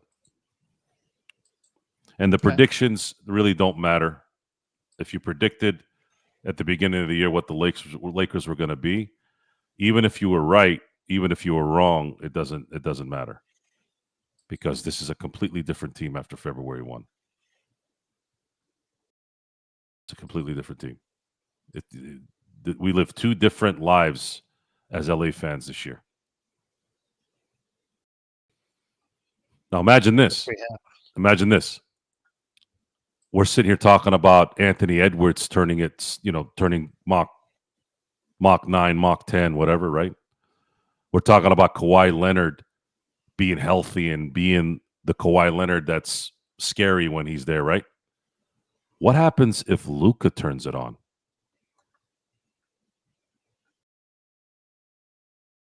Luka apparently got his ass whooped last year in the finals, dropping 30 a game. I'm sorry, folks. I've heard a lot of things in my time, but getting your ass whooped, dropping 30 on the opponent, I've never heard in my life. They attacked him on defense because they knew he had no backup, and they knew that he's not a defensive player. Much like Magic Johnson wasn't a defensive player, much like Larry Bird wasn't a defensive player, much like Steph Curry isn't a defensive player. I wanted to use somebody that's recent too. When did you ever hear that, oh my God, they're going to go attack Steph Curry? How many first team all NBA defensive teams has Steph Curry made, Gerald? None. So I want you all to pay attention to that, because you all live your life a certain way. Don't get me wrong. I used to be like this too. But what happened is you mature and you start to understand the psychology of what's out there. If you're going to yap about something that you think you know, make sure you really know. If you're going to attack one guy for not doing what he is supposed to do, or maybe yap at him because he doesn't, make sure you pay attention to the 4-time NBA champion who plays the exact same way on that side of the floor. These are the things I want you guys to open your ears up, because I'm going to tell you this right now. If Luka turns it up in the playoffs, oh, and by the way, Luka doesn't have Kyrie Irving on this team. All due respect to Kyrie Irving. Kyrie Irving has never been a number one. He's been Robin and maybe a little bit of Nightwing at his highest area. That's it. He's never been Batman. LeBron has been Batman. So now you have two guys that have been ones. This is not 1 and 2. This is going to be 1 and 1. And if Luka's on fire and even turns it up another degree or two, and then LeBron doesn't aggravate his groin and plays throughout this playoff, and they're in those tight matches, you better be careful, folks. You better be careful. Once again, it is the Lakers Fast Break. Truly appreciate you joining us on Lakers Weekend. Lakers unfortunately lose 109-81, but they've already wrapped up the third place by then. In the Western Conference, they finished with a record of 50-32, and they head into the first round against the Minnesota Timberwolves. I know you and I, over the next week, Joe, we'll be talking a lot about the Timberwolves. I know a lot by this time, as we get started for it, by this time next week, we'll be talking about it ad nauseum, but for now, it's still kind of fresh. The Lakers, again, a lot of people in our chat have already said and decided that they think the Wolves are going to win the series, which, knowing this channel, seemingly is par for the course. Again, Luka is a entity in the playoffs where he has already proven, Joe, that he can take it a notch higher. LeBron, given the fact that he's given a week to rest the groin or whatever aches and pains he has accumulated over the many years in his career, giving him a week off has got to be helpful to this Lakers drive in the playoffs. And Austin Reeves as an X factor, we've talked about him needing to step up. What do you think he can do and the kind of imprint he could make during this playoff run, Joe? LeBron? No, Austin Reeves. I'm sorry, Austin Reeves? Well, Austin Reeves can make it much easier for LeBron and AD, that's for sure. I don't see why we should not be confident that he'll be better in this playoff as he was last year and the year before. He had progressively gotten better. I have a lot of confidence in Austin. A lot of confidence that he'll be what he's been this year. He will help the team more if he gets up a little bit higher in this. But I'm not gonna hold him to it. If he can just be who he's been, I think the Lakers are in good shape. LeBron's health is probably the only thing that's kind of a question mark right now because of how he what he looked like he sort of re-aggravated his groin in the last game he played. But the word is it wasn't that bad. But this thing could go down. This thing can go south if he does re-aggravate it. If that happens, season's over.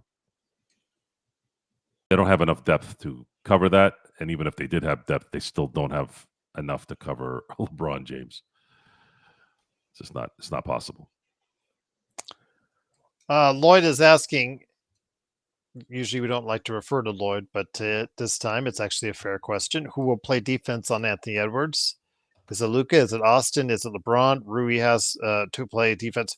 Austin, I think, will start on him at first, but it depends. DFS. If they're well, hold on. If they're thriving with Hayes at the center position, obviously that helps the Lakers a bit. But if they go early to the subs, DFS and Vando will take turns on Anthony Edwards, Joe. Vando, yes. DFS, probably more DFS because DFS actually can make shots in the lineup. Jared Vanderbilt cannot. So you'll see more of DFS at late in the games than you would Jared Vanderbilt because of that fact, especially if it's a close game.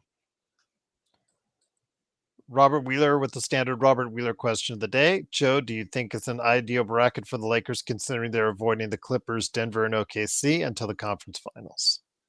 All things considered, everyone being healthy, they probably drew the best bracket they could. Even though you had said about the travel issues? Yeah, because the travel thing is something that most people don't think about. I know I do. It's a Bill Snyder thing, former coach of K-State. K-State. He used to make his players, when the sun was shining through the window in the plane on this side, he'd tell his players to go on the other side. That's how detailed he was. And in my business, detail is what makes the money much higher than lower because efficiency and speed are huge, and efficiency and speed a lot of times are based off of the energy that entity needs to have. It doesn't matter if it's a person or if it's literally energy that you're drawn from something. Going deep on this one. But competition-wise, you're always looking at which team is not likely to have that one guy that can destroy your team. Anthony Edwards has the ability to do it, but he hasn't shown it really yet. And on top of that, Minnesota isn't really that good. They're good, but they're not that good. Houston is a young team. They don't really have that singular player either. Oklahoma City has one guy. And the Lakers have Luka Doncic and LeBron James. They have two. And they have a third guy who's, some say, is the best third option in the league. For me, I don't know if I can go that far. There's some truth to it, maybe.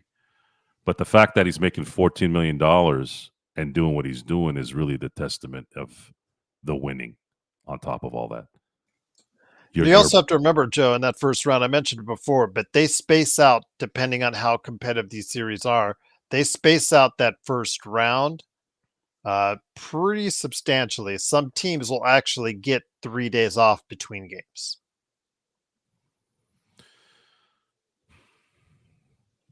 I'm not a fan of the spreading out. I do believe there's a rhythm that gets created. What if the Lakers win the first two games and now you're telling them to wait 3 days to go play game 3? I'm not a fan of that. Not a fan of winning game 1 and waiting 3 games or 3 days. Not a big fan of that. I prefer a day off. I prefer a day off after when you're at home to play the next game. 2 max. If it's a travel day, you want to do 2 days, 3 days, I'll buy that one too.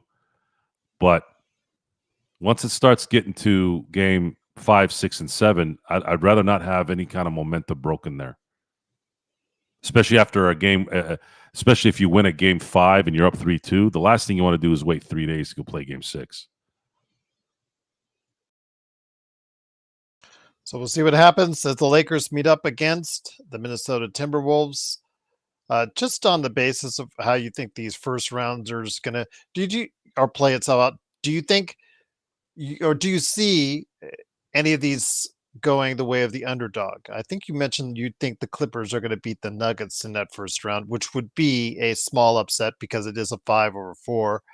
Do you see any other upsets on the horizon in the Western Conference first round? Upset. I see an upset for sure. Clippers against Denver. Denver is going to be favored in that series. I believe the Clippers will upset them. That's the main one. If I was betting, I wouldn't bet against Houston. I think Houston beats whoever they face as the 2.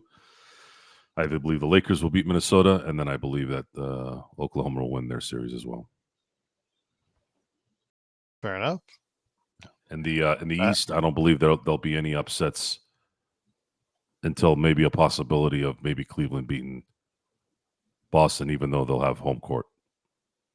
Cleveland, if Cleveland wants to beat Boston, they have to win the first 2 games at home, because then that pretty much guarantees that series is going 7. And the more Jaylen Brown has to play, the more likelihood you have a chance to beat Boston. Cleveland has to win the first 2 games. Absolutely. And we're going to have to see how it plays itself out, starting with the play-in games. Little surprised, Joe, that Golden State finds itself on the outside looking in, having to go ahead and after earning another spot when the season seemed to turn around so much in their favor after the trade for Jimmy Butler. I'm not surprised. They're just not talented enough. Draymond Green is not good enough to do what he needs to do like he did before. Steph is kind of working by himself back there. He doesn't have Clay to rely on. He doesn't have an Iguodala to rely on. Hell, he doesn't even have a Jordan Poole to rely on. Pods is nice, but he's not he'll never be a number 2 on that team. He's a role player. So they tried their best, the best there. You could see they were playing hard. They were playing really, really hard. Looney, Kaminga, they never seemed to take the next leap for them. So unless something drastic changes and Houston has to lose that series should Golden State make the 7. They have to lose that series to lose that series. If they play the defense that we've seen them play throughout the year, and they play athletic offensive basketball, I don't see why they don't beat Golden State in 6 at the most. Okay. Golden State's just not good enough.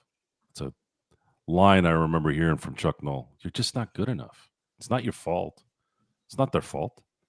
Sometimes you're just not good enough. But it all can change. It all can change on one injury. It all can change on one out of nowhere performance or performances in crucial moments. Sure. But based off of what we know now and what's available, Oklahoma City, Houston, Lakers, and history says that too, Gerald. History says that the champion is going to be usually those guys that are sitting on top. Now, I mentioned with Naz Reid earlier about how he killed the Lakers, but in his career, he's actually 13-5. Jay White, to his credit, same thing with Austin Reeves. In 12 games, lifetime against the Timberwolves, Austin is 13-5. Will those numbers be good enough, Joe and G? I'm going to say this right now. Will he fall in line? Of course, you can't expect the same kind of success he had in the regular season, which was 20 points a game, 25-5, I think it was, or close to it. Do you see him closer to that player in the playoffs, or do you see him taking a step back? Because again, in Denver against that first round, if you remember, he played the best defense he has ever played against anyone, against Jamal Murray. Jamal Murray had some of the worst playoff numbers offensively in his playoff career. And he's a playoff performer. And he did it with Austin Reeves as the primary defender. But in turn, Austin Reeves had absolutely killed him on the offensive end because he was putting so much out on the defensive end. He will have that same kind of task for quite a bit, playing some minutes, not a whole, not the entirety, because of course, like you mentioned, DFS and also as well, Vanda will take a shot, and maybe Vincent as well, but he will play some minutes against Anthony Edwards. Do you see him more as the 20-point game player he's been, especially at the latter part of the season, or do you see him more as the 13-5-3, as JY suggests, in his 12 games against the T-Wolves in his career? I don't know, Gerald. I honestly don't know. The Denver Nuggets should not have lost to Minnesota last year in the semifinals. They had a 20-point lead in that game at home. And you were the champs. Champs were supposed to close that. Whether it was because Naz Reid was playing amazing defense or whether it was Jamal Murray not doing whatever, it's irrelevant. You can't lose that game at home being the champion against a young team that shouldn't have beaten you. So there might be some surprises. There could be. Naz could end up shooting lights out. He could turn into John Paxson in 1991. He could turn into Derek Fisher in 2001, hitting 16 out of 20 threes against San Antonio. But is it likely? No. And we keep talking about these X factors and these elite players that could take a jump, that could take a leap. You know what's been consistent the last few years, Gerald? Luka turning supersonic in the playoffs. But the difference between those teams and now is that he has LeBron James next to him. He's never had a LeBron James next to him when he's gone off. It gets harder in the playoffs. The deeper you go, the harder it gets. That's not only in the bedroom either. So you look at the recent history is if you're telling me that Luka Doncic is going to get better and more lethal, the more you get into this run, and then on top of that, you have somebody like LeBron to rely on. I'm going to pick LeBron and Luka, all things considered. All things considered, Luka and LeBron in those moments. This is not the regular season. And Luka has made 2 deep playoff runs without really a second guy, a real second guy. Second guy being another one. So that's kind of the question I have in my head. Maybe I'm a homer. Maybe I'm thinking too Laker goggle-ish. Maybe. But can you blame us? It's freaking Luka Doncic and is about to go into his prime. And look what he did. Look what he did at 2.5 months as a Laker with all the emotional baggage that he had to deal with all the personal stuff he had to deal with during this time. Guys dropping 35, 5, and 5 nonstop with all that headache. What's going to happen when this team is really right for him and he's comfortable off the court? You're all jacked. This is the guy. Luka Doncic is the guy. This isn't Anthony Davis. This is Luka Doncic. Luka Doncic is going to win MVPs, plural, and he's going to win titles, plural, barring any major injury. Jimmy Butler was limping post-game after that overtime loss to the LA Clippers. He said he took that knee from Kawhi Leonard late. Looks like a Charlie horse, or like right there on the thigh. He took the knee, but he said he plans to play Tuesday versus the Grizzlies. So that will be very interesting to see how that plays out. It wasn't his knee, it was his thigh. It took a knee to the thigh, guys. So that's what is according to the latest info from Jimmy Butler himself, was that his left thigh is hurting. It looks like a bruise or something like that. So with that, though, it is, of course, the Lakers fast break. Before we head it out, I do want to mention again in just a few minutes, Joe is going to hop over to the Joe Soro Experiment channel. That is the Joe Soro Ox, O-X, Experiment, like experiment, but O-X to start you off with. He's going to eat his olives there. I will try to jump on. So if he sends me the link, I'll try to jump on as well. Just want to get some things straightened out. Plus, I probably want to go to the bathroom and throw up after I eat these final bits of olives. But Joe, always great to have you here. And again, we will be here throughout the week on the Lakers Fast Break, hopefully giving you some additional playoff analysis. Looking forward to go ahead and getting you set up on that. Appreciate the compliments as always. Xbox Sports Baby. Doing a great job modding as well. All of our moderators in the chat, truly appreciate that. And we wish everybody well and a happy rest of your weekend. But before we head on out, Joe, what else have you got planned besides some olives? Blech. Before we head on We'll out. talk Lakers today. Soro. We'll talk some Lakers as well as talking some Dodgers. The Dodgers just lost their 3rd straight series.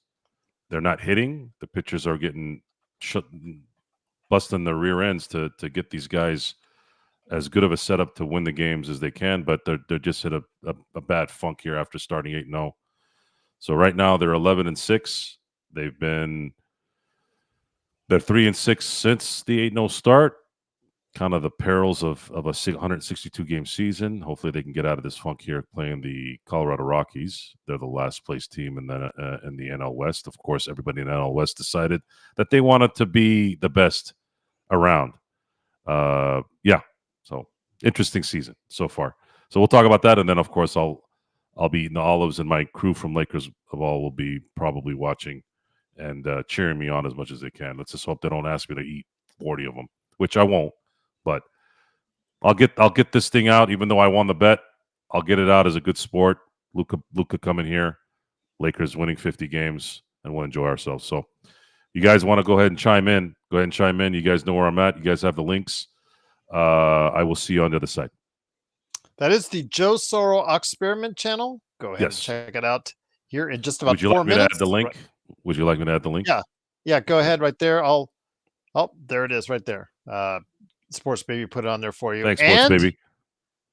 Zach, since you say you missed the other 4 times I ate this garbage, I will eat one last time.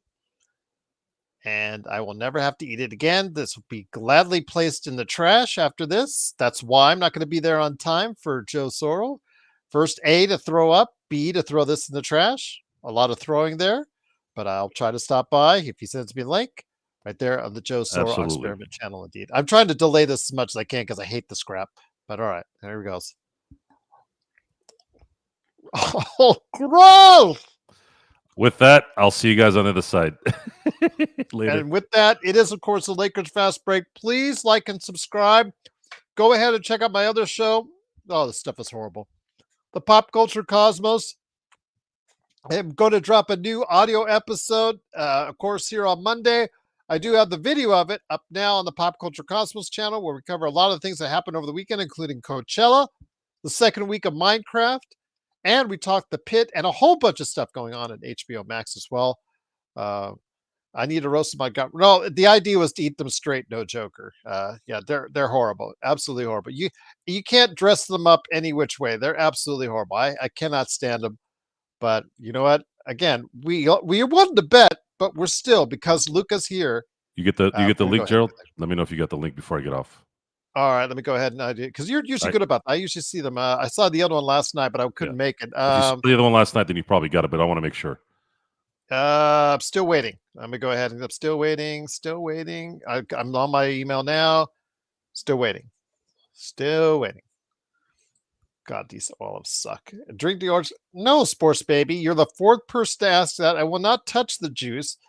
In fact, you can't pay me enough to put the juice. I sent it in our private area, so I'll see you on the next. I'll see you soon. There you go. I got it. I'll see you soon. See you guys. You could pay me enough, but you guys don't have enough money for it. So let's just put it that way. We're talking about the national debt size level or something like that. Yeah, that's probably there you go. But yeah, we'll not be drinking any juice. The idea was eat some olives. I ate some olives, and there you go. So go ahead and check out Joe Soro on the Joe Soro Experiment channel. He's going to grab his olives right now. Enjoy it. I'll be on there a little bit. I'm going to have to throw up first and also throw this in the trash. Gladly so. Again, if you have any questions, please put it below, or LakersFastBreak@yahoo.com. That is the only way Joe and I have ever said to go ahead and contact us, is either in the comments below, the comments during the show, or on LakersFastBreak@yahoo.com. Please, if you're trying to find an alternative means, we will not respond. And I'll just leave it at that. But yes, I hate olives, but I did my spiel. I did my turn. I suffered the fate. I had olives. Ugh. But this is, of course, the Lakers Fast Break. The Lakers lose today, 109-81. They still get 3rd place in the Western Conference, 50-32. We will be back all next week. We'll try, or as many days as we can fill up time for you. Maybe not every day, but we'll try to do at least 4. Get 4 in there for you. 4 days this week of nothing but good Lakers Fast Break goodness for you as we size up the NBA playoffs as it happens. We'll go ahead and bring in our usual experts and our analysts and our panelists to go ahead and tell you about what's going on in the playoffs. And we'll also preview in detail the Minnesota Timberwolves facing the Los Angeles Lakers in the first round of the NBA playoffs. And we'll do all that this week right here at the Lakers Fast Break. But head on over to the Joe Soro Experiment channel because he's going on right now. Thanks so much and have a great Lakers weekend from all of us right here at the Lakers Fast Break podcast. Black olives suck. I'll say it again. Garbage.